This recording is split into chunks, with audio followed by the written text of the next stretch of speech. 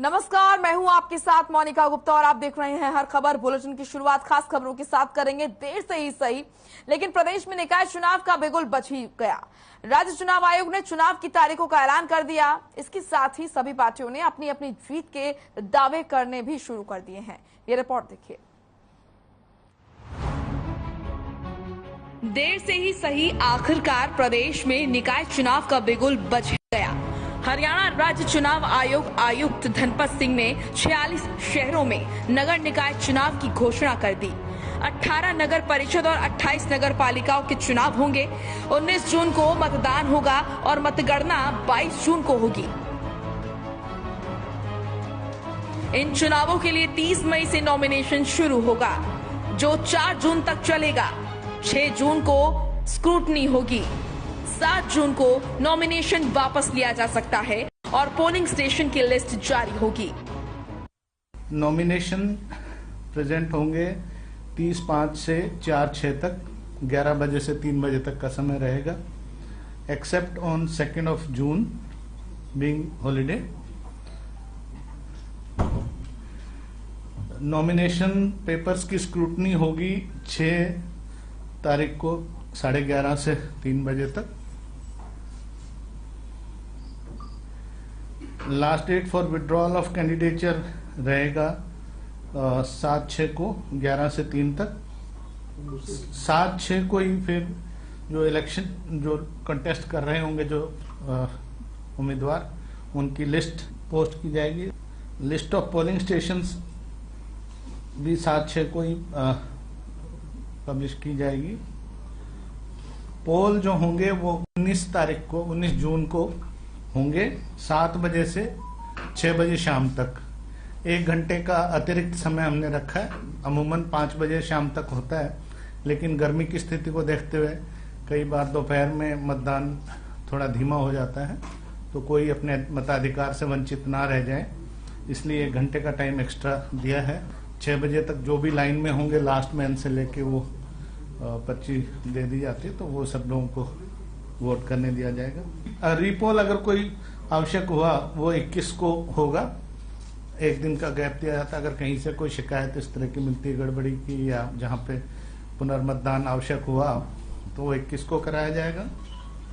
22/6 को 8 बजे से मतों की गिनती होगी और मतों की गिनती समाप्त होते ही चुनाव के नतीजों की घोषणा कर दी जाएगी।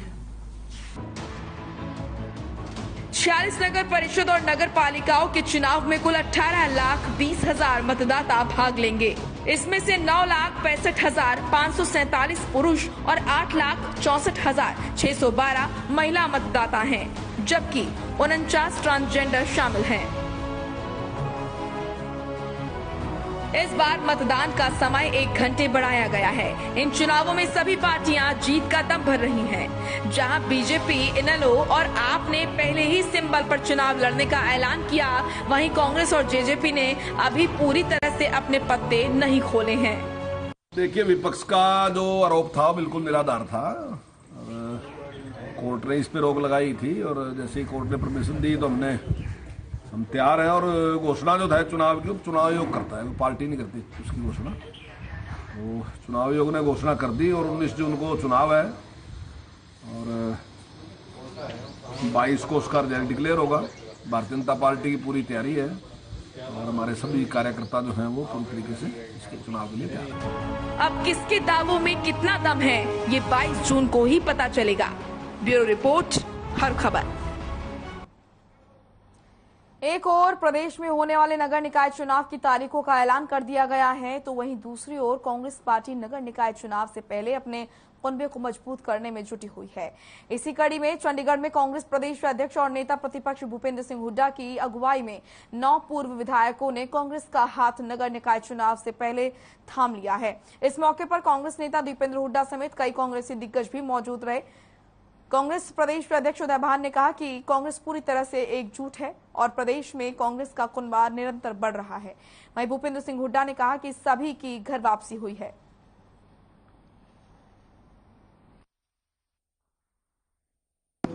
देखिए, आज जिन साथियों ने आज कांग्रेस में शामिल हुए हैं, आस्था व्यक्त की है, मैं उनका तहे दिल से स्वागत करता हूं। और बात जब करते हैं, इनसे सबसे चर्चा हुई तो एक बात याद आती है, अंग्रेजी में कहावत है, ईस्ट और वेस्ट ओनली द बेस्ट। तो अपने घर वापसी आई है इनकी, तो इनका मैं सबकी तरफ से स्वागत करता हूं कि उन्होंने देख लिया कि बेहतर और सबसे बढ़िया पार्टी कांग्रेस पार्टी, और इनके आने से हमारे को मजबूती मिलेगी। तो नरेश तेलवाल हिसार की उकलाना विधानसभा सीट से विधायक रह चुके हैं, जिन्होंने कांग्रेस का एक बार फिर से हाथ थामा। जींद की जुलाना हल्के से विधायक रह चुके हैं परमिंदर ढुल, इन्होंने फिर से कांग्रेस ज्वाइन की और इसी के साथ 2019 में बीजेपी की टिकट पर विधानसभा चुनाव लड़े थे। 2019 में परमिंदर ढुल को हार का सामना करना पड़ा था। राजकुमार वाल्मीकि 1991 में करनाल जिले के जुमला हल्के से विधायक चुने गए और सीपीएस बने। 1998 और 2014 में कांग्रेस की टिकट पर लोकसभा का चुनाव लड़ चुके हैं। राकेश कंबोज करनाल जिले के इंद्री विधानसभा सीट से विधायक रह चुके हैं। ये वो नेता जिन्होंने कांग्रेस पार्टी ज्वाइन की। 2019 में विधानसभा चुनाव में हार का सामना इन्हें करना पड़ा था। रामनिवास घोड़ेला फतेहाबाद के बरवाला हल्के के विधायक रह चुके हैं, इन्होंने भी कांग्रेस पार्टी ज्वाइन की।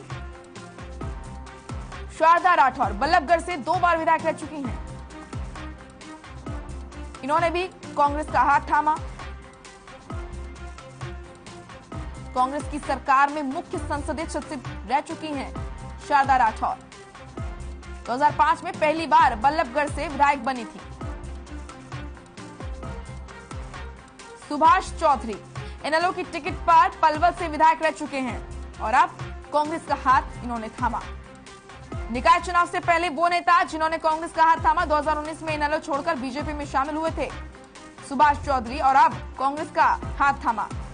वेद नारंग 1998 में नगर पार्षद बनकर अपना सियासी सफर इन्होंने शुरू किया था और अब कांग्रेस पार्टी में 2014 में इनेलो की टिकट पर हिसार के बरवाला हल्के से विधायक बने थे वेद नारंग। 2019 में इनेलो छोड़कर बीजेपी का दामन इन्होंने थामा था। दिलेराम शर्मा असंध से विधायक रह चुके हैं, अब कांग्रेस पार्टी इन्होंने ज्वाइन की।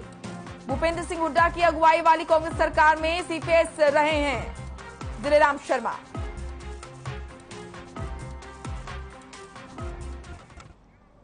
हरियाणा के मुख्यमंत्री मनोहर लाल 29 मई को ओढ़ा में प्रगति रैली करने आ रहे हैं। रैली को कामयाब करने के लिए कैबिनेट मंत्री रणजीत सिंह चौटाला जमकर पसीना बहा रहे हैं।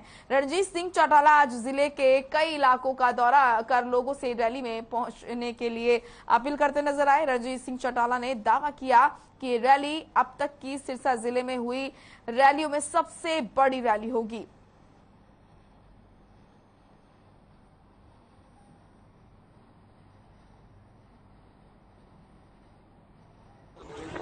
आपने देखा भी डबवाड़ी वर्कर्स मीटिंग थी, लोगों में बड़ा जोश था, हजारों वर्कर आए थे और मैं ये समझता हूँ कि अब तक की सिरसा की जितनी रैलियाँ हुई है, एक बार बाबू जगजीवन राम तब हुई थी, एक बार माधवराव सिंधी आए थे, एक बार हमारे सीएम साहब आए थे 2 साल पहले खारिया में। मैं समझता हूँ ये खारिया का भी रिकॉर्ड तोड़ेगी।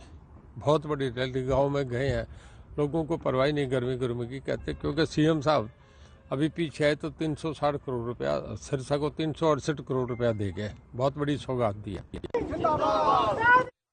चलिए अब खबर नारनौल से है, जहां रेस्ट हाउस में कांग्रेस के कार्यकर्ताओं की मीटिंग हुई थी। इस मीटिंग के दौरान बड़ौदा से कांग्रेस विधायक इंदुराज उर्फ भालू ने कांग्रेसी वर्कर्स को संबोधित करते हुए कहा कि 29 मई को फतेहाबाद में विपक्ष आपके समक्ष कार्यक्रम होने जा रहा है, उसके लिए मैं नारनौल में पहुंचा हूं और कार्यकर्ताओं में से बातचीत की है।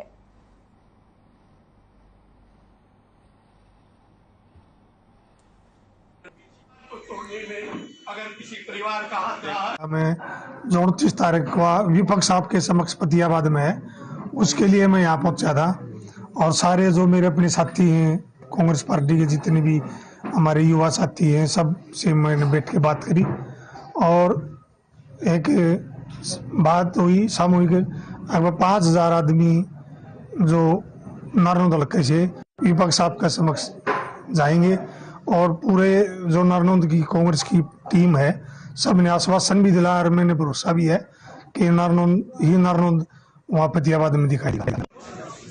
धर्मनगरी कुरुक्षेत्र पहुंचे आम आदमी पार्टी के प्रदेश प्रभारी सुशील गुप्ता ने कहा कि आने वाले 29 मई को अब बदलेगा हरियाणा रैली प्रदेश की तस्वीर बदल देगी। सुशील गुप्ता ने कहा कि निकाय चुनाव सत्ता का सेमीफाइनल है जिसमें बीजेपी पूरी तरह से पस्त होगी, तो वहीं कांग्रेस पर तंज कसते हुए कहा कि इन्हें हराने के लिए बाहरी व्यक्ति की जरूरत नहीं, कांग्रेसी लीडर ही काफी हैं। इस दौरान आप नेता अशोक तंवर भी मौजूद रहे।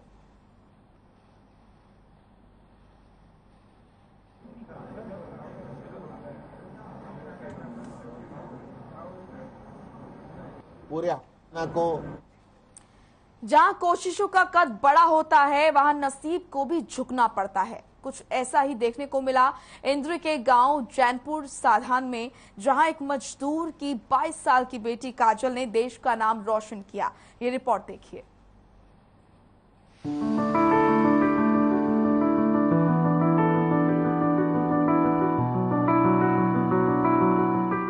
सफलता जिसे पाना तो हर कोई चाहता है, लेकिन ये हर किसी को नहीं मिलती। लाख कोशिशों के बाद भी कहीं न कहीं कोई न कोई कमी रह जाती है। कहीं आप ढीले पड़ जाते हैं और सफलता आप तक आने से पहले ही रुक जाती है।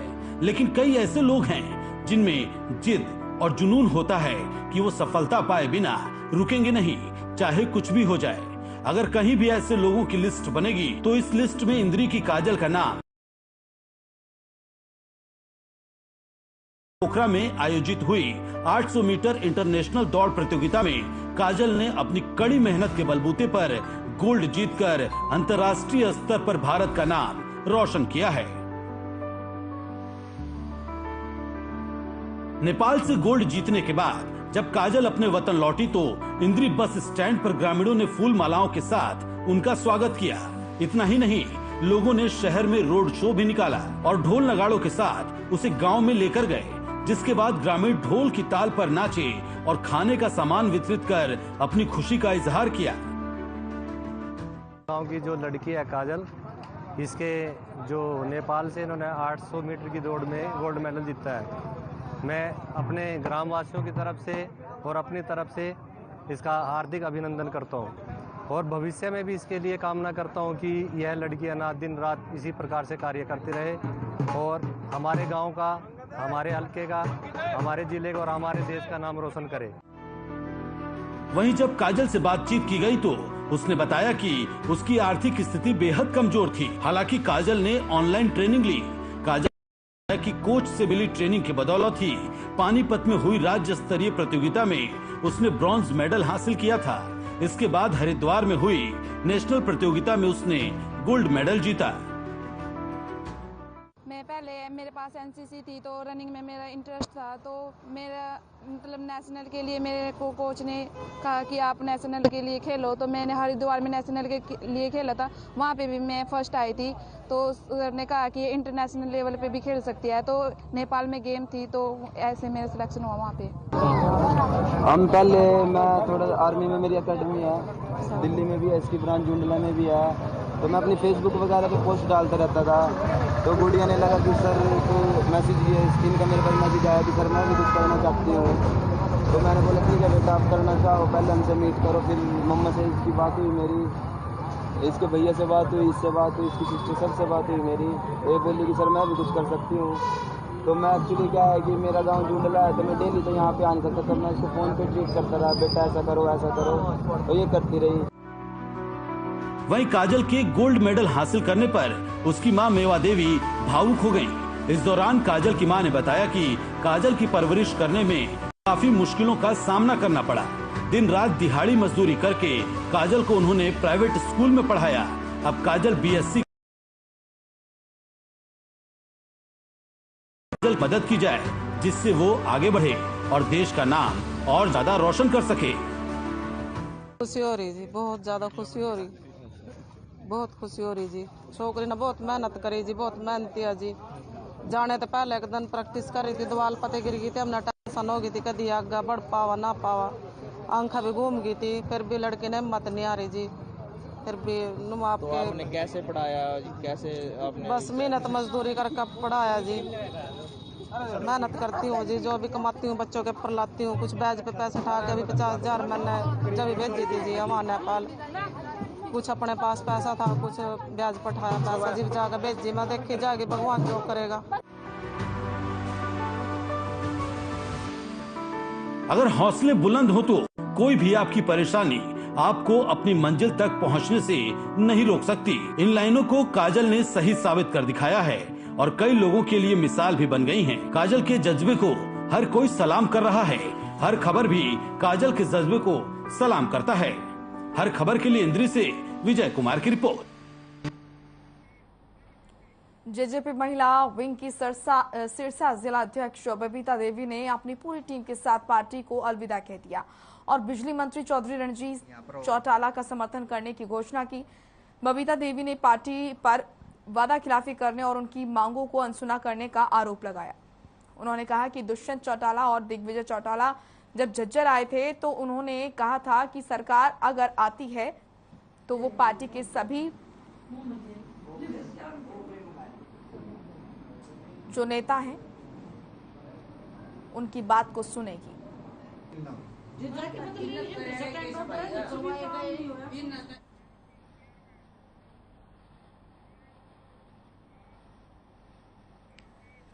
खबर भिवानी से है, जहां नगर परिषद के कथित जमीन और फर्जी रसीद घोटाले के मामले में नगर परिषद के निवर्तमान उप चेयरमैन मामन चंद ने सरेंडर कर दिया है, जिसके बाद मामन चंद को 4 दिन के पुलिस रिमांड पर भेज दिया गया। आपको बता दें कि मामन चंद के साथ चेयरमैन रणजीत सिंह पर भी घोटाले के मुकदमे दर्ज थे। उसे पहले ही गिरफ्तार किया जा चुका है। सरेंडर तो करना ही था।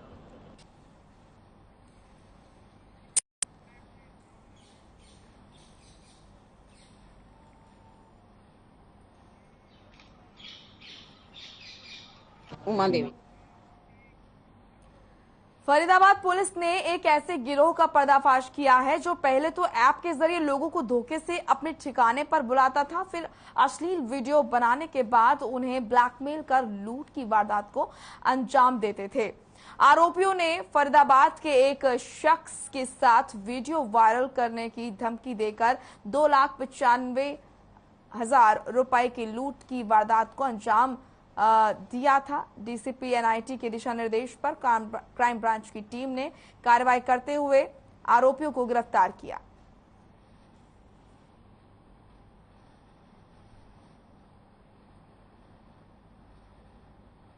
देखिए, इसमें हमें कंप्लेंट आई थी कि कुछ लोगों ने ग्राइंडर ऐप का यूज करके, इसमें ग्राइंडर एक गे चैटिंग ऐप है जिसमें जो भी बंदा उस ऐप को डाउनलोड करके चैटिंग करता है और सामने वाला व्यक्ति उसको अपनी बातों में फंसा के अपने ठिकाने पे बुलाता है और 2-3 लोगों के साथ मिलके उसका एक तरीके से अश्लील वीडियो बनाया जाता है और इस अश्लील वीडियो के जरिए उनको धमकी देके उनसे पैसे ऐंठा जाता है।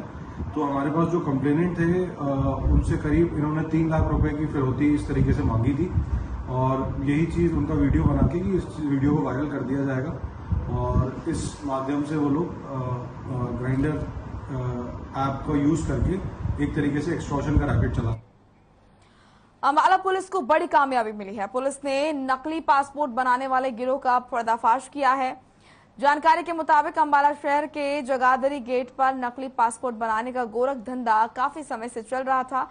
आरोपी भोले भाले लोगों को विदेश भेजने के नाम पर ठगी का काम कर रहे थे। परेशान पीड़ितों ने पुलिस को इसकी शिकायत लगाई, जिस पर पुलिस ने शिकंजा कसते हुए आरोपियों को नकली पासपोर्ट सहित गिरफ्तार किया। 2 दिन पहले ही 2 आरोपियों को हिरासत में लेकर कोर्ट में पेश किया गया था, जहां से आरोपियों को रिमांड में लेकर कई खुलासे किए गए थे।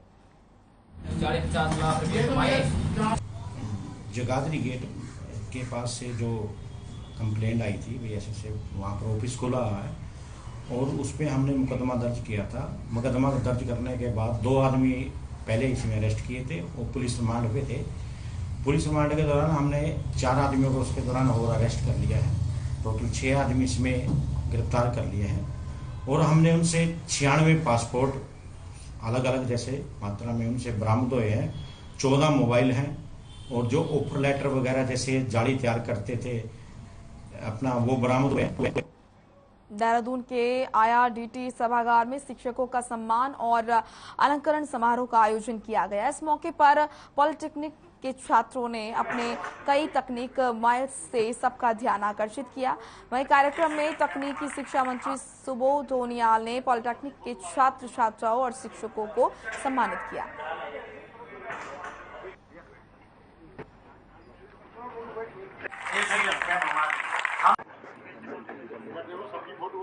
बच्चों के सर्वांगीण विकास के लिए जरूरी है कि पढ़ाई के साथ साथ वो जो बाकी एक्टिविटीज हैं उनमें भी उनका इन्वॉल्वमेंट हो। और अगर आप दुनिया में देखेंगे, अगर कई लड़के बहुत अच्छे मेरिटोरियस लड़के हैं, बहुत अच्छे मार्क्स हैं, लेकिन अगर वो कम्युनिटी उसमें उनका अगर रोल नहीं है तो बड़ी बड़ी यूनिवर्सिटी दुनिया की जो बहुत बेहतरीन यूनिवर्सिटी उनको एडमिशन नहीं देती। ये बच्चे को, क्योंकि कल उनको समाज के बीच में रहकर काम करना है और समाज, हम लोगों का कुल दायित्व जो है वो समाज के साथ समाज की सेवा करने का। तो अगर सेवा भाव नहीं अगर बच्चे में होगा तो मैं समझता हूँ वो अपने पदों के साथ जस्टिस नहीं कर पाएगा। विभाग सचिव तकनीकी शिक्षा रविनाथ रमन जी के निर्देशन में बहुत अच्छा काम कर रहा है और इनका बेसिक फोकस जो रोजगार देने पे है, बच्चों को रोजगार दिया जा रहा है, रोजगार मेले लगाए जा रहे हैं। और जो अवार्ड सेरेमनी है ये पॉलिटेक्निक्स में सबसे अच्छे पॉलिटेक्निक्स को सम्मानित करने को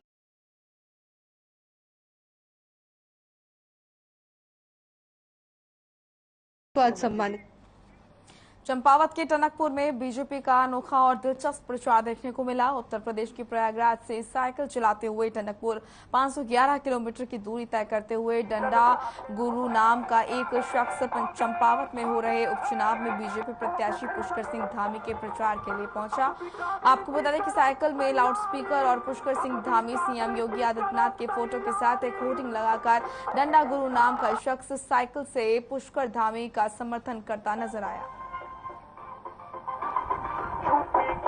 मेरा मकसद है हम गुलामी के जंजीरों में फंसे रहे, ये आजादी झूठी है, ये नेहरू वगैरह जो है झूठी आजादी के हैं, भौकाल बना के।